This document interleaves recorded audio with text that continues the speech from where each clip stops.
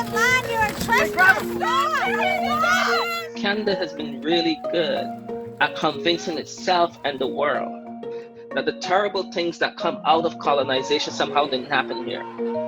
There's no systemic discrimination. There's no system in Quebec. Thank God that we're different than the United States. Their denial is part of the system of systemic racism. It's an inaccurate history. This country was founded on systemic discrimination. We don't talk about the origins, where it comes from, how our whole society is based on white male superiority.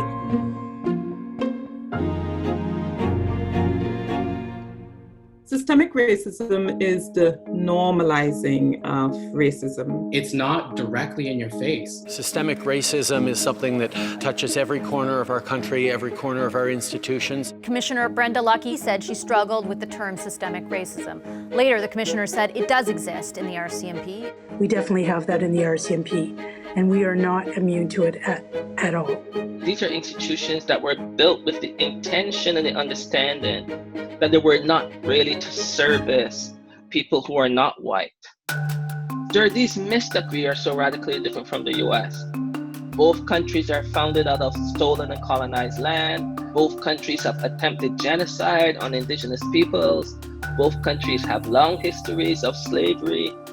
It's easy to point somewhere else, and it's another form of gaslighting. In Canada, we talk a lot about, the Underground Railroad, Black people escaping slavery and coming to Canada. But we don't also talk about how after the end of the Civil War in the US, that many of those same Black people went back to the US.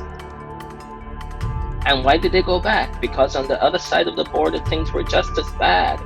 The police target and brutalize and kill Black and Indigenous peoples.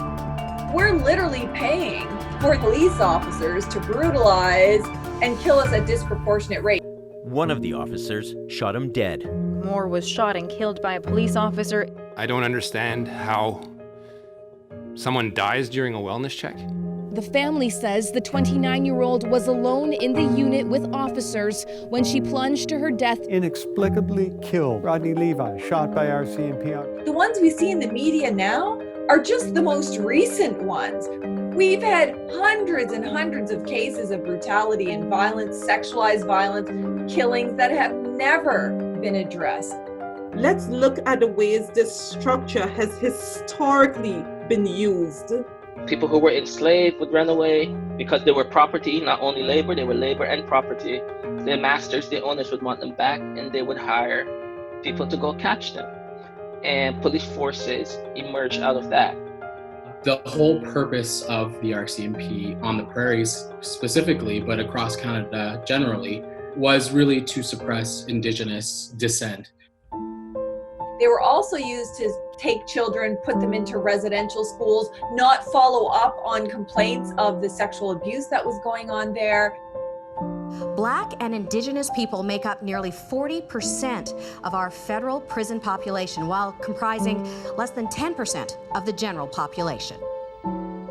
So much of the interpersonal stuff that happens between people that policing is now involved in can be better handled in communities when communities are given and have the resources to deal with interpersonal conflict.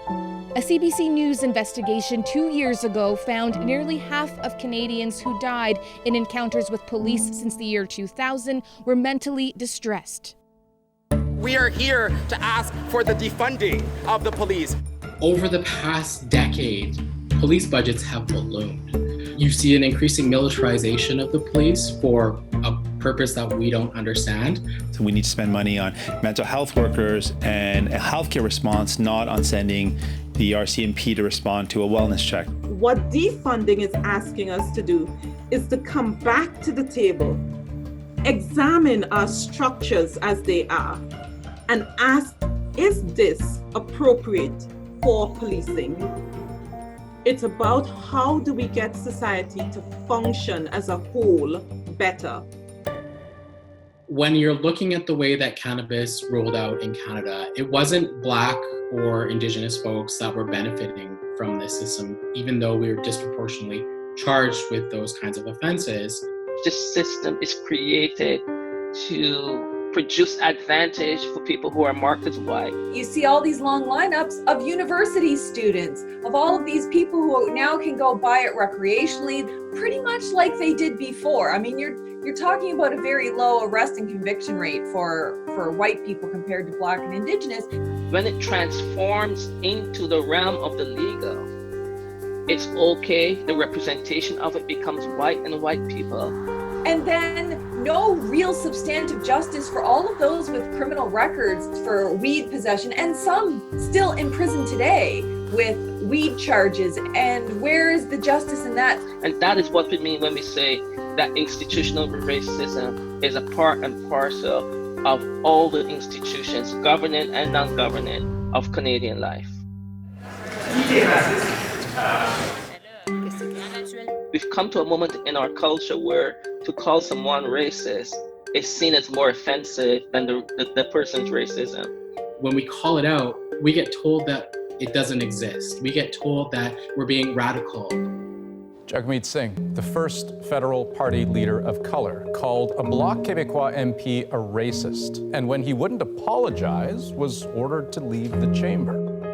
It started with a motion on systemic racism in the National Police Force. Je l'appelle un raciste et je le crois. Singh says it wasn't just a Bloc member's decision to oppose his motion on systemic racism that angered him, but a gesture that accompanied it. And I looked back and I saw that MP not only say no, but make eye contact with me and just kind of brush his hand, dismiss it. And in that moment, I got angry. What Jagmeet Singh was saying to this person, you are actively engaging in upholding racist systems. Thereby, by definition, you become racist. Mr. Singh did the right thing in analyzing the gesture, naming it for what it is, and naming the minister for his behavior. Then the media focused all attention on Jagmeet, who was kicked out of the house for refusing to apologize. Where is the focus on the person who enacted the violence? The Bloc's leader today said Singh owes MP Alain Terrien an apology. Me or our team, our MPs, are anything but racist people. So Mr. Singh became the problem, not the minister with his dismissive gesture. If our own leaders can't call it out and name it and hold people to account in Parliament, what does that say for our ability to hold anybody else to account and weed it out? It has to be individual change. It has to be change in policies, practices. It has to be systems change. We're being offered lots of symbolism without any substance. When I see the Prime Minister take a knee, I think of it as a distraction. Here is the leader of a middle power in the world who could do much to demonstrate what moving towards anti-Black racism could look like. And that's not what we're being offered. We're being offered a knee. I've disregarded the knee, and blackface just comes right back to my memory. It was something that I didn't think was racist at the time, but now I recognize it was something racist to do, and I am deeply sorry. We need to go beyond performance, which serves who? It doesn't do anything for the victims of racism. So part of our work is for all of us to become more self-aware about what it is we're asked to do. You don't have to be a protester. There's 1,000 different ways that people can contribute. But silence is also violence. It may be writing to your boards of education and asking them to take responsibility for changing curriculum to give a more accurate history. If something's racist, we need to call it out. And that's why Idle No More was so powerful, Wet'suwet'en Strong protests were so powerful, and these protests are so powerful because it's Black and Indigenous peoples and Canadians saying, you've got to stop this. A Canadian identity that would be worthwhile is an identity that begins to undo the myths of Canada.